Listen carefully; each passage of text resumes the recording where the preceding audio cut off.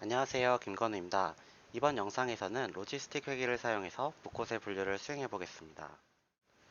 우리가 처음에 분류를 하기 위해서 K 최근접 이웃을 사용했었죠. 이때 데이터를 가지고 이게 어떤 꽃인지 분류를 했습니다. 하지만 이 꽃이 세토사일 확률이 얼마인지 나타내 보진 않았어요. 이때 필요한 게 로지스틱 회계라는 것인데요. 로지스틱 회계는 분류 문제에서 붓꽃이 세토사일 확률이 몇 %일 거라고 알려줄 수 있습니다. 얼핏 이름만 들으면 로지스틱 회기니까 앞에서 배운 선형 회기처럼 값을 예측하는 회기 모델이라고 착각할 수 있습니다. 하지만 로지스틱 회기는 분류 모델이라는 점을 잘 구분해 주면 좋겠습니다. 그렇다면 왜 회기라고 부를까요? 로지스틱 회기는 분류를 수행하기 전에 우리가 해본 선형 회기를 모델로 만듭니다. 이렇게 만들어진 모델에 어떤 꽃이 나올지 확률을 구해서 확신하기 위해 결과를 출력하기 때문인데요. 우리는 이미 확률을 모두 알고 있습니다. 검정공과 흰색 공이 들어있는 주머니가 있다고 할게요. 보이는 주머니에서 공 한 개를 뽑을 때 검정색 공은 얼마나 나올까요? 6개 중에서 검정색 공은 4개인데 여기서 한 개를 뽑으면 전체 6개 중에서 4개가 나올 수 있어요. 그러면 6분의 4라고 이야기를 할 거예요. 6분의 4는 0.66이고 66%라고 이야기를 합니다. 하얀색 공은 6개 중 2개니까 6분의 2, 0.33, 즉 33%라고 이야기를 할 거예요. 2개를 더하면 100%이고 1이죠. 1은 검정색 또는 흰색 공을 뽑을 확률인 전체를 이야기합니다. 여기서 만약에 검정 공과 흰색 공 중에서 하나를 뽑을 때 뭐가 나올지 미리 예측해서 맞춰보라고 한다면 우리는 검정 공이 나올 거라고 생각합니다. 왜냐하면 검정 공이 흰색 공보다 나올 확률이 높으니까요. 로지스틱 회계도 똑같습니다. 먼저 세트사와 버시카라를 구분하기 위해 선형 회계로 직선 방정식을 구하고요. 그리고 거기에 두 꽃의 분포에 따라서 얼마나 포함되는지로 확률을 출력합니다. 마지막으로 두 꽃의 확률을 각각 비교해서 높은 쪽의 꽃을 알려줄 건데요. 그렇다면 확률은 어떻게 구할까요? 앞에 검정공 주머니처럼 단순하면 좋겠지만 아주 조금 복잡해 보이는 식을 사용하게 되는데요. 두 클래스를 분류할 때는 이중 분류해서 시그모이드 함수라는 것으로 확률을 구합니다. 다중 분류일 때는 소프트맥스 함수라는 것으로 확률을 구하게 돼요. 한번 코딩으로 실습해 보면서 직접 눈으로 한번 보겠습니다. 먼저 아이리스 데이터부터 불러오도록 할게요. CSV를 불러오기 위해서 판다스라는 라이브러리를 가져오고요. 아이리스 변수로 CSV 함수를 읽어오겠습니다. 앞에 5줄을 출력하면 표로 깔끔하게 출력되죠. 계속 쓰다 보면 GPT 도움 없이도 익숙하게 사용할 수 있습니다. 클래스열에 무엇이 있는지는 유니크 메서드를 사용해서 확인해 보면요. 앞에서 제가 이야기한 대로 세토사, 버시카라, 버지니카 3개의 클래스가 들어있는 것을 알 수 있습니다. 이제 사이킨럿을 사용하기 위해서 2차원 배열 형태로 만들어 주어야 하는데요. toNumPy 메서드를 사용하면 편리해요. 분류를 위한 최종 결과물은 무슨 꽃인지 이기 때문에 클래스열을 정답인 타겟 변수로 분리해서 만들어 둘게요. 이제 훈련시킬 데이터와 테스트할 데이터를 사이킨론에서 제공하는 트레인 테스트 스플릿 메서드로 분리해 보겠습니다. 랜덤 시드는 41호에서 고정값이 나오도록 할게요. 특성 4개가 2차원 배열로 묶여있는 아이리스 인풋 변수는 트레인 인풋에 112개, 테스트 인풋에 38개 데이터로 나뉘었습니다. 그리고 트랜스폼을 위해 스탠다드 스칼라라는 패키지로 숫자 데이터를 정규화할게요. 정규화된 숫자 데이터는 트레인 인풋과 테스트 인풋인데요. 이를 트레인 스칼드와 테스트 스칼드로 정규화된 데이터를 새로 만들겠습니다. 이렇게 생성된 데이터를 학습시키면 되는데요. 이 데이터는 꽃의 종류가 3개입니다. 저는 이진 분류를 먼저 보여드릴 텐데요.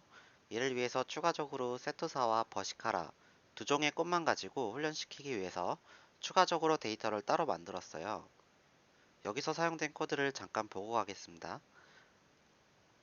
조금 생소한 코드가 보이는데요. 세로줄처럼 생긴 기호가 하나 보이고요. 이퀄이 2개가 붙어있는 기호도 보이죠? 이 짝대기는 비트 연산자라고 하는데요. 비트 연산자는 숫자 키 위에 있는 기호, 골뱅이나 물결표, 꺽쇠, 물결표 같은 연산자를 통칭 비트 연산자라고 합니다.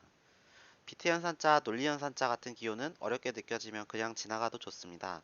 하지만 컴퓨터의 기본 작동 원리이니까 한번 보고 가는 것도 좋습니다.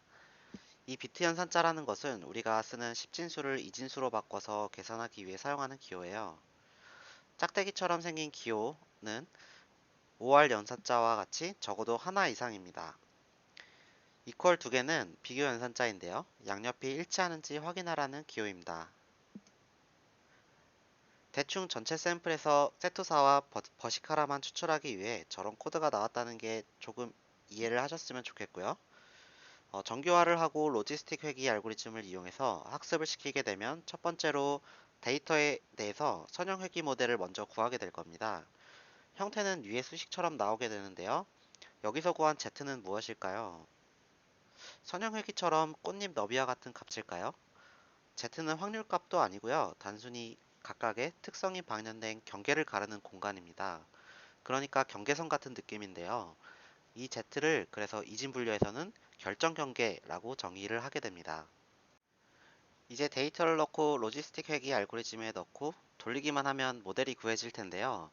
좀 전에 이진 분류는 확률을 나타내기 위해서 시그모이드 함수라는 것을 사용한다고 했었죠. 이 시그모이드는 가운데가 0.5의 값을 갖는 S자 형태의 함수인데요.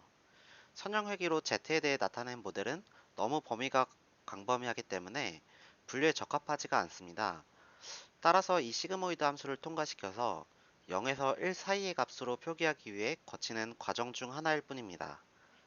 어떤 꽃의 값이 마이너스 4라는 z값을 갖게 된다면 이 시그모이드 함수에서는 0.5 아래인 0.01이라는 값이 나올 겁니다.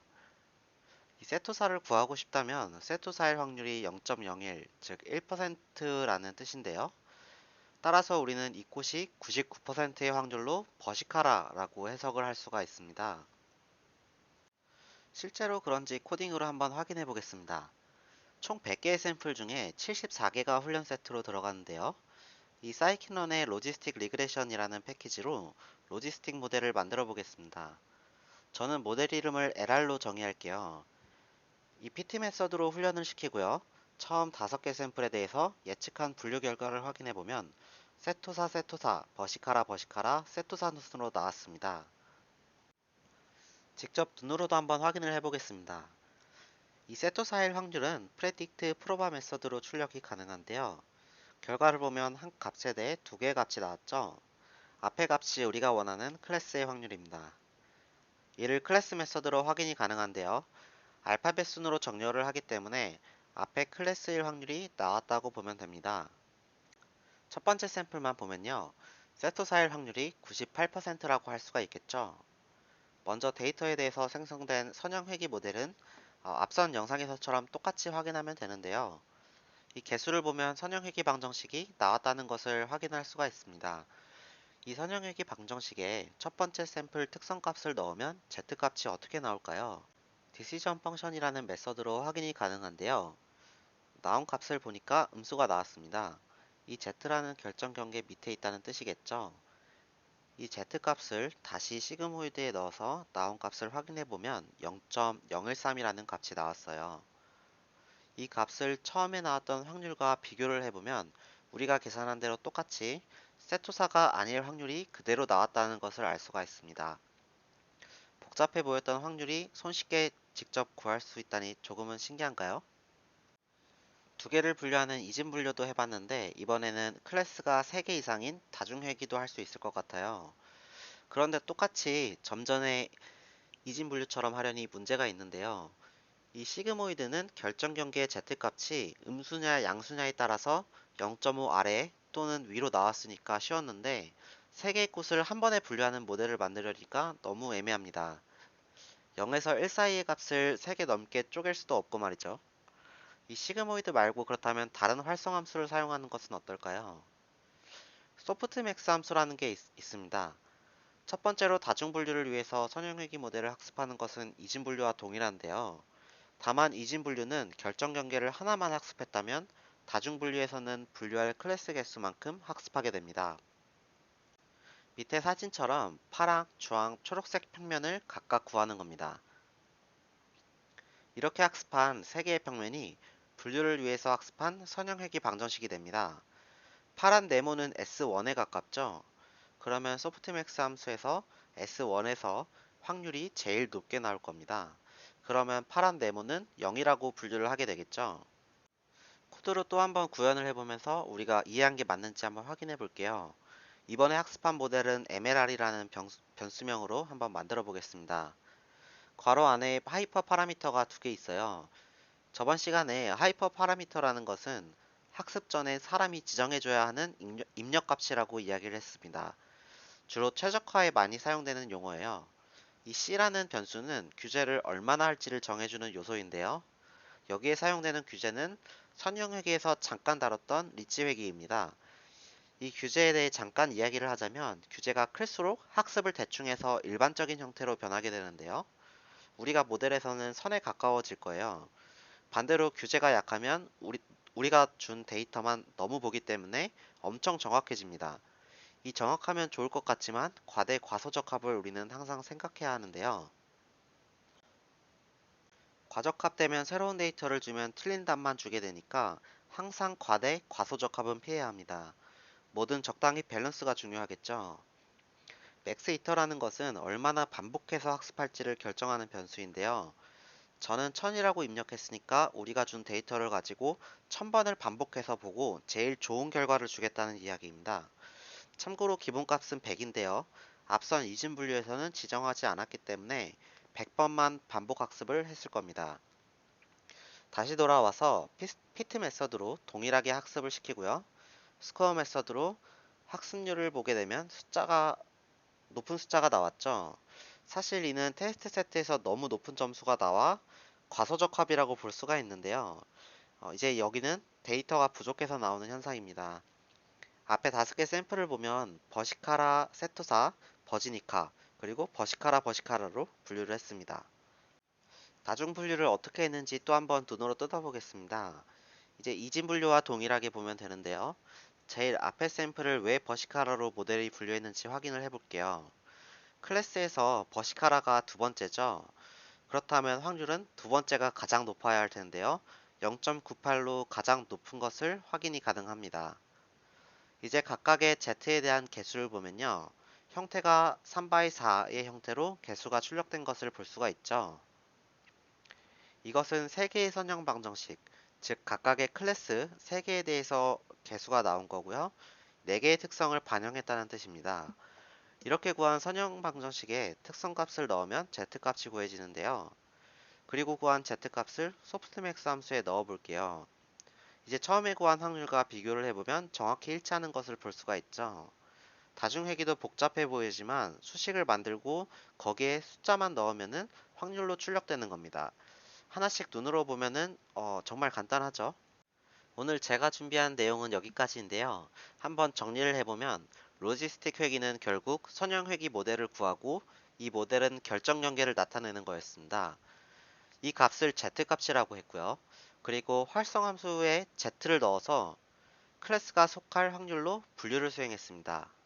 사실 오늘 배운 활성함수는 로지스틱 회계에서는 로지스틱 함수 또는 가설함수라고 하는 게 맞습니다.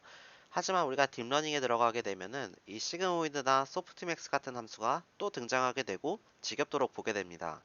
이 딥러닝에 관심이 있는 분이라면 활성함수로 표현하는 게 더 혼동을 줄이고자 활성함수라고 이야기를 했고요.